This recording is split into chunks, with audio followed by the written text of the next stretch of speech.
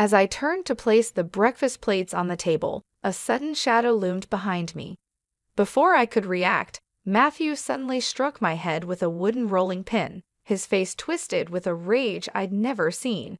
Searing pain erupted through my skull, and the world spun as I collapsed. Hello everyone, my name is Caroline. I've been a housewife for several years now, and as I reflect on my life, I realize it's woven from threads of duty, expectations, and silent sacrifices made by those we love. My story isn't just about me, it's also about my father, a gentle and giving man who, without fully realizing it, was pulled into the weight of my married life. 6 years ago, I thought I had everything I could want. I lived in a quaint, cozy house on the edge of Seattle with my husband, Matthew, and his mother, Clara. It might sound like a warm, supportive family arrangement, but my place in that household came with a hidden cost. My father was expected to cover all our expenses. Month after month, he paid the bills quietly, without complaint, but I knew the toll it was taking on him.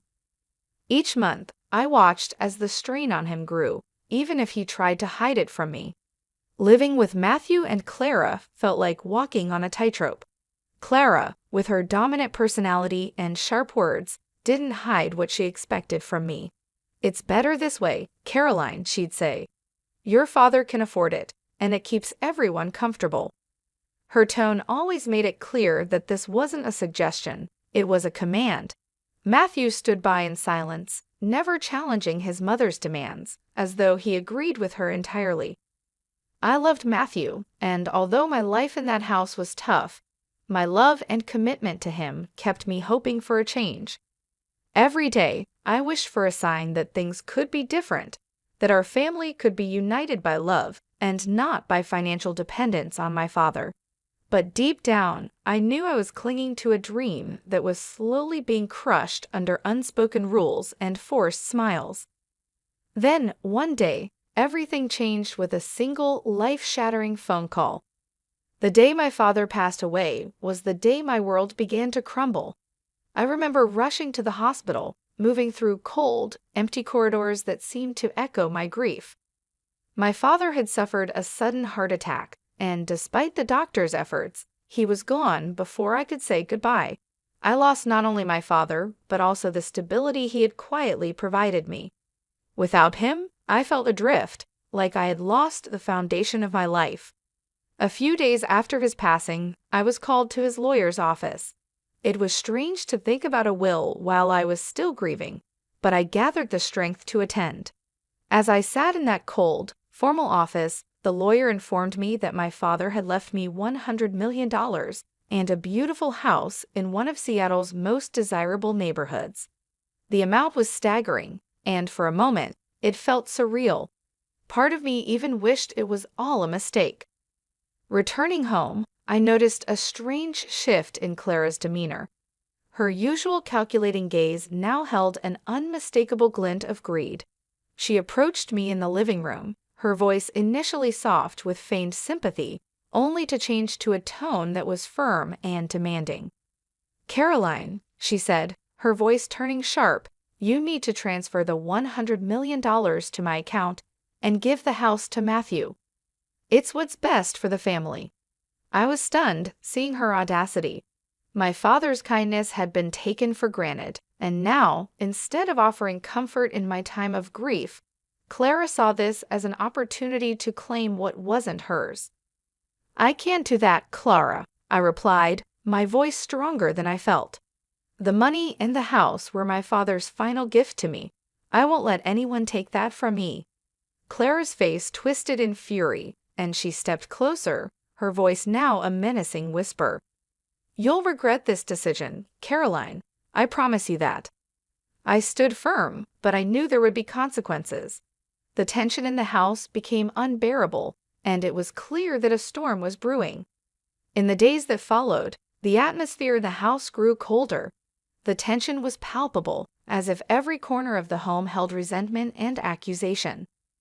Matthew, once the man I thought I knew, became a stranger. He sided with his mother without hesitation, his face hardened, his words laced with resentment. Our love, once so strong, seemed to evaporate in the wake of Clara's greed and Matthew's betrayal. One cold morning, things reached a breaking point. I had just finished making breakfast when Matthew entered the kitchen, his face tense with anger. Clara watched from the doorway, her expression dark and expectant. Without warning, Matthew grabbed a wooden rolling pin, the one I used every day to make bread, and raised it, striking me on the head. Pain exploded through my skull, and the world spun as I crumpled to the floor. My vision blurred, and I struggled to comprehend the betrayal, the violence. Darkness crept in, and I lost consciousness. When I came to, I was lying on the cold tile floor, the throbbing pain in my head a brutal reminder of what had just happened. I could faintly hear Clara's voice, full of disdain as she muttered something under her breath, but Matthew was nowhere to be seen. I pulled myself up slowly, my hand trembling as I touched the tender, swollen spot on my head. Realizing I couldn't stay in this house any longer, I reached for my phone and dialed my closest friend, Rachel, who lived nearby. She answered on the first ring, and without hesitation, she told me to pack a bag. She was coming to get me. Rachel arrived within minutes, helping me gather a few belongings and urging me to leave quickly. I didn't look back as I walked out of the house that had once been my home, knowing I was leaving behind not only a toxic environment, but also the people who had betrayed me in the worst way possible. At Rachel's home, I allowed myself time to rest and heal. The physical pain from the injury was one thing, but the emotional scars ran far deeper. Every day, I grappled with the heartbreak and the anger, the disbelief that my own husband could treat me this way. As I healed, I grew determined to take control of my life and my father's legacy. I wouldn't let them take what was rightfully mine. With Rachel's support, I reached out to a lawyer, seeking legal advice to protect the inheritance my father had left me. The divorce process was grueling, filled with tense court hearings where Clara and Matthew tried to contest my inheritance, insisting that I owed them financial support. But I stood my ground, backed by my lawyer and several family friends who knew of Clara's manipulations and could attest to the truth. During one hearing, Matthew's frustration got the best of him. In a fit of anger, he blurted out that the only reason they had tolerated me was for my father's financial support. His outburst worked in my favor, exposing their intentions and securing my position in the eyes of the court. In the end, I was granted full control over my father's estate, and Matthew received a harsh legal reprimand, ensuring he and Clara could no longer interfere in my life. The divorce was finalized, and for the first time in years, I felt a weight lift from my shoulders. With the case settled, I moved into the beautiful home my father had left me. The house was large, with expansive windows that filled the rooms with natural light. As I walked through each empty room, the silence felt overwhelming, a reminder of all I had lost. But as the days passed, I began to see the house not as a symbol of my pain, but as an opportunity for a fresh start. I thought about my father's kindness, his love for the community, and his desire to help others. Inspired by his memory, I decided to transform the house into a sanctuary for the elderly, a place where people who had no family or home could find comfort, companionship, and care. It felt like the perfect way to honor his legacy. With a renewed sense of purpose, I set about transforming the house into a welcoming sanctuary. I reached out to local organizations and care agencies, letting them know I was creating a space for elderly people in need of a home. The renovations took time, but I poured my energy and resources into every detail, making sure the house felt warm, inviting, and full of life. From comfortable rooms to cozy communal spaces, I wanted each resident to feel they were part of a family. As the renovations neared completion, I began meeting with potential residents, each with their own story, each seeking companionship in their later years. The first resident to join our community was Mrs. Theresa Lewis, a vibrant 85-year-old who had a passion for gardening and a quick wit. She quickly became the heart of our little family, rallying the others for morning walks in the garden and sharing stories from her past over evening tea. Her laughter filled the house, turning it from a mere building into a home.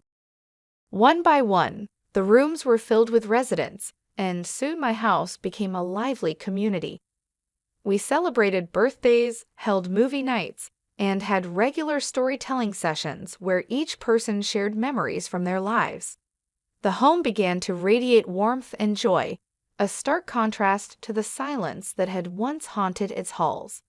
Every day, I found myself growing stronger, more fulfilled, as I saw the joy this home brought to those who had been alone. Then, one afternoon, I had an unexpected visitor. It was Daniel, a childhood friend I hadn't seen in years.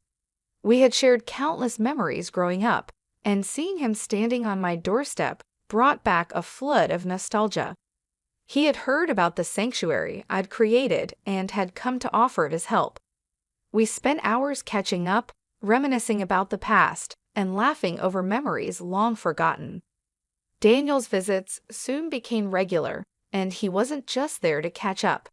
He was genuinely interested in the work I was doing, spending time with the residents, listening to their stories, and joining in on our activities.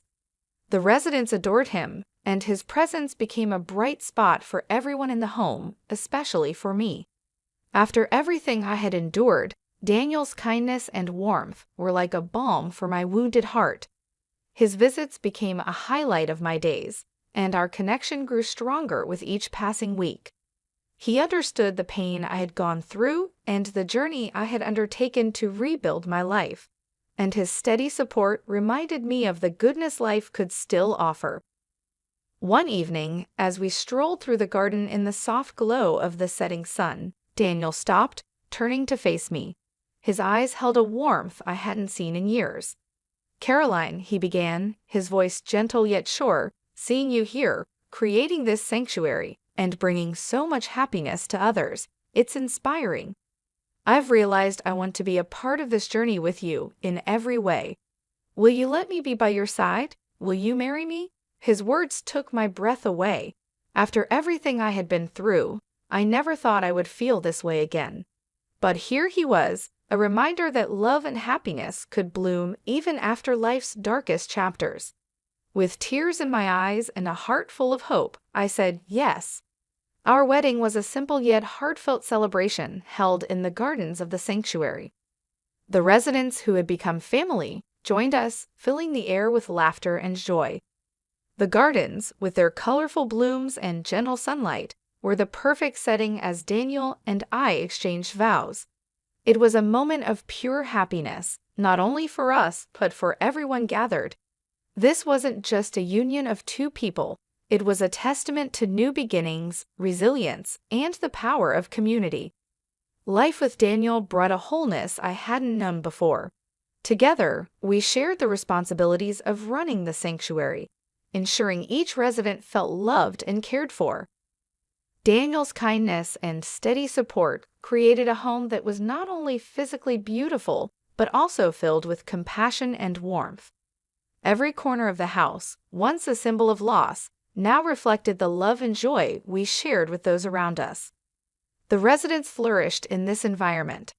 Mrs. Theresa, our spirited gardener, continued to lead daily activities, her joy contagious as she rallied everyone for gardening sessions and shared her wisdom from a lifetime of experiences. Other residents found companionship in each other, and the sanctuary became more than just a place to stay. It was a family, a home where people belonged. As time passed, Daniel and I dreamed of expanding the sanctuary. We wanted to create more spaces for those in need, ensuring that everyone who came to us could experience the same comfort and community we had built. Inspired by my father's compassion and the resilience of the residents, we worked tirelessly to make this dream a reality. Looking back, I could hardly recognize the person I had been, broken, betrayed, and searching for a sense of belonging. The sanctuary had given me a purpose, and with Daniel by my side, I felt a sense of peace and fulfillment I hadn't thought possible. The house, once echoing with emptiness, now overflowed with love, laughter, and the shared stories of our residents. Together, Daniel and I created a life that honored my father's memory and fulfilled our own dreams. As the seasons changed, so did my heart, embracing the beauty of each new day. In helping others, I had found my own place in the world, a life where love and community could heal even the deepest wounds. With Daniel, the sanctuary, and the memories of my father's kindness, I knew I was exactly where I was meant to be. Life had given me a second chance, and I was ready to embrace whatever the future held, filled with gratitude and hope for the endless possibilities ahead. Thank you for watching. Don't forget to hit the subscribe button for more captivating stories. Share your thoughts in the comments. I'd love to hear what you think.